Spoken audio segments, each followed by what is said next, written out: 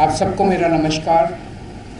मंच पे मौजूद यशुदान भाई, गोपाल भाई, मनोज भाई, गुलाब जी और मीडिया के सभी साथीगण, सबसे पहले मैं आपको एक छोटा सा किस्सा सुनाना चाहता हूँ। आज सुबह सुबह मैं दिल्ली से अहमदाबाद आया। अहमदाबाद एयरपोर्ट से जब बाहर निकल रहा था तो एक कर्मचारी ने मुझे रोका। कहता है, सर सेल्फ़ी खिंचवानी है आपके साथ। सो उन्होंने सेल्फ़ी खिंचवाई। फिर मुझसे पूछा कैसे आना हुआ। मैंने कहा यशुदान जी आम आदमी पार्टी ज्वाइन कर रहे हैं। कहता है अच्छा। वो कहता है यशुदान तो गुजरात का केजरीवाल है। तो यशुदान जी, गुजरात की जनता आपको बहुत प्यार करती है, आपको हीरो के रूप में देखती है। गुजरात के लोगों ने आज़ादी के लड़ाई में बहुत अहम भूमिका निभाई। देश के सबसे बड़े नेता गुजरात की धरती ने दिए, और केवल नेता नहीं दिए, आम लोगों ने भी आज़ादी की लड़ाई में बड़ी बड़ी शहादतें और कुर्बानियाँ दी। देश आज़ाद हुआ, पूरा देश रियासतों में बटा हुआ था। फिर सरदार पटेल ने बीड़ा उठाया कि देश को एक करना है। रात दिन 24 घंटे मेहनत करके उन्होंने पूरे देश को इकट्ठा किया। उसके बाद क्या हुआ? पिछले 75 साल अधिकांश कांग्रेस और बीजेपी की सत्ता की कहानी है, और आज गुजरात की जो हालत है वो बीजेपी और कांग्रेस की सरकारों की कारस्तानी है। पिछले 27 साल से गुजरात में एक ही पार्टी की सरकार है,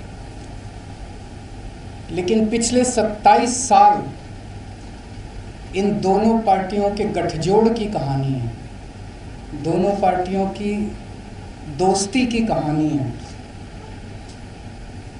कहते हैं, मुझे नहीं पता, आपको तो ज़्यादा पता होगा, कि कांग्रेस बीजेपी की जेब में है। जब जब बीजेपी को ज़रूरत होती है तो माल कांग्रेस सप्लाई करती है। ऐसे कैसे चलेगा? गुजरात की कौन सुध लेगा? आज गुजरात के किसान आत्महत्या कर रहे हैं 75 साल के बाद। गुजरात के सरकारी स्कूलों की बुरी हालत है, गुजरात के सरकारी अस्पतालों की बुरी हालत है। गुजरात के व्यापारी डरे हुए हैं। डरने की क्या ज़रूरत है? अब तो देश आज़ाद हो गया, किसी की हिम्मत नहीं है। अभी कुछ साल पहले मेरा एक दौरा लगने वाला था। गुजरात का एक बहुत बड़ा चेंबर ऑफ कॉमर्स है, उन्होंने मुझे इनवाइट किया। ऐन वक्त पे गुजरात के अथॉरिटीज़ ने उन पे प्रेशर डाल के मेरा दौरा कैंसिल करा दिया। ये क्या बात है?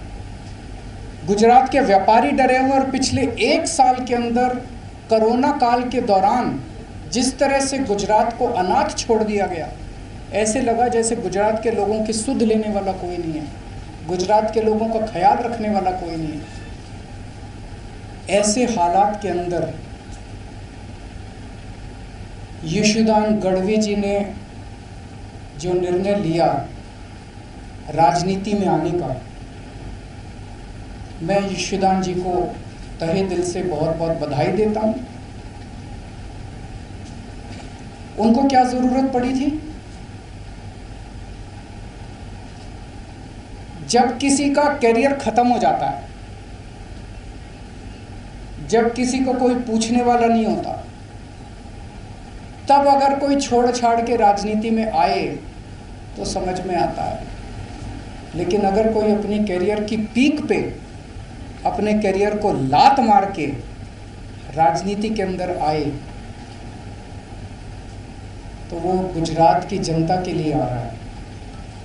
पिछले कुछ सालों से यशोदान जी अपने टीवी चैनल के और अपने कार्यक्रम के जरिए एक एक आम गुजराती की आवाज़ बने हुए थे, उनकी आवाज़ उठाते थे। लोग उनके साथ अपने आप को रिलेट करते हैं। आज गुजरात का हर व्यक्ति यशोदान जी के साथ रिलेट करता है। लोगों को लगता है कि वो हमारी आवाज़ उठा रहे हैं, लेकिन सिस्टम के बाहर रह के आवाज़ उठा के समस्याओं का समाधान करवाने की अपनी एक सीमा है। सिस्टम के बाहर रह के हम नुक्स निकाल सकते हैं, शोर कर सकते हैं, आंदोलन कर सकते हैं, टीवी के ऊपर आवाज़ उठा सकते हैं, डिबेट कर सकते हैं, न्यूज़ में दिखा सकते हैं।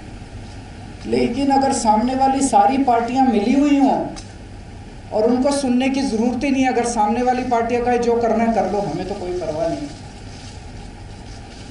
तुम जितनी आवाज़ उठानी है उठा लो, हमें तो कोई परवाह नहीं है, चुनाव का नतीजा तो पता ही है, हमें तो जीतना ही है, तो फिर क्या करेगा कोई आदमी? तो इन्होंने तय किया कि अब सिस्टम के अंदर जाके, कीचड़ के अंदर उतर के कीचड़ को साफ करना पड़ेगा। मैं समझता हूं कि ये इनका बहुत बड़ा त्याग है। ये छोटी बात नहीं है कि अपने कैरियर के पीक के ऊपर, कैरियर के टॉप के ऊपर जब कोई आदमी बैठा और वो अपनी कैरियर को लात मार के अगर वो राजनीति में आया, तो मैं समझता हूं कि उन्होंने बहुत बड़ा त्याग किया है। मैं इनको बहुत बहुत बधाई देना चाहता हूं, इनके त्याग को सलाम करता हूं।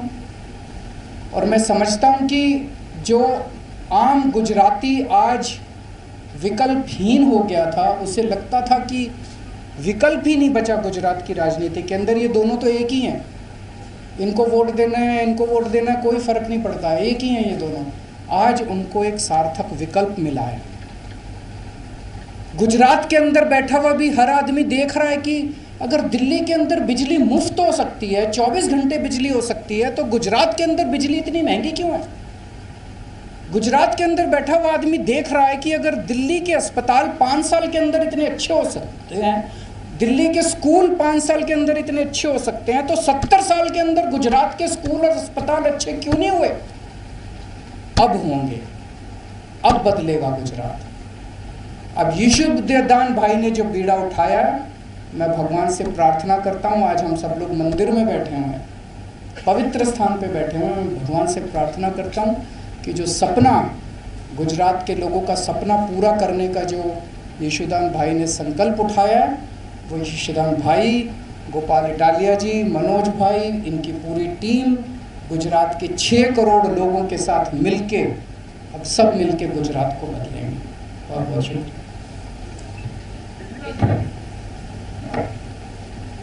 गुजरात बदलने की बात कर रहे हैं, तो 2022 में असेंबली के इलेक्शन भी आ रहे हैं। आम आदमी पार्टी यहाँ की जो 182 सीट है, वो सभी में कैंडिडेट खड़ा रखेंगे? सभी में कैंडिडेट खड़ा करेंगे। क्या रणनीति क्या रहेगी बताएंगे, अभी तो शुरुआत है। रणनीति ना बताओ, मुद्दे तो बता सकते हो, कौन से मुद्दे को लेकर गुजरात में आज लोग मुद्दे जनता तय कर रही है। आज युवा बेरोजगार है, क्यों बेरोजगार है? आज गुजरात के युवाओं को रोजगार क्यों नहीं मिल रहा? रोजगार तो बाद की बात है, युवाओं को कॉलेज में एडमिशन नहीं मिल रहा। कॉलेज तो बाद की बात है, युवाओं को स्कूल के अंदर अच्छी शिक्षा नहीं मिल रही। आज किसान आत्महत्या 70 साल के बाद क्यों कर रहा है? आज आपने कोरोना काल के अंदर देखा कि सरकारी अस्पतालों का और डिस्पेंसरियों का क्या हाल था। आज गुजरात के स्कूल खराब क्यों हैं?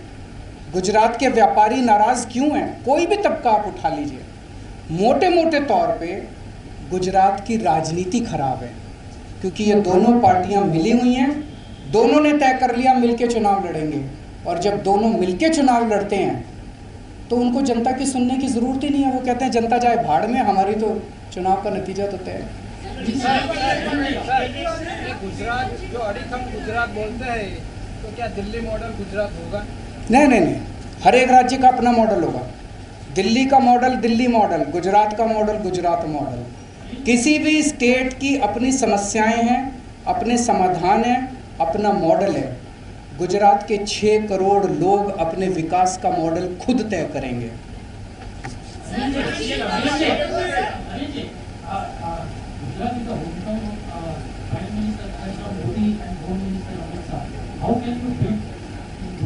How can you?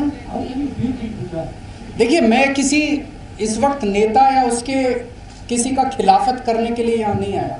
मैंने जनता के मुद्दों की बात की है। उन जनता, क्या आप मानते हैं कि आज गुजरात के युवा बेरोजगार हैं? आप मानते हैं? क्या आप मानते हैं कि अस्पतालों को सुधारने की ज़रूरत है? आप मानते हैं? क्या आप मानते हैं कि किसान आत्महत्या कर रहे हैं? आप मानते हैं? हमारी राजनीति जनता के मुद्दों से जुड़ी हुई है। हम किसी नेता के खिलाफ नहीं हैं, हम किसी पार्टी के खिलाफ नहीं हैं, हम जनता के विकास के लिए काम कर रहे हैं, हम भ्रष्टाचार के खिलाफ हैं। अभी गुजरात में दो आपकी पार्टी के साथ दो मुख्य थे, वो पत्रकार से 2022 का इलेक्शन आप किसके चेहरे पर लड़ेंगे? जनता के चेहरे पर लड़ेंगे। जनता तय करेगी, जनता हमारा चेहरा है। दिल्ली के 2 करोड़ लोगों ने मिलकर राजनीति बदली है, केजरीवाल ने राजनीति नहीं बदली। केजरीवाल तो छोटा सा आदमी है, मेरी कोई औकात नहीं है। 6-7 साल पहले तक केजरीवाल को कोई नहीं जानता था।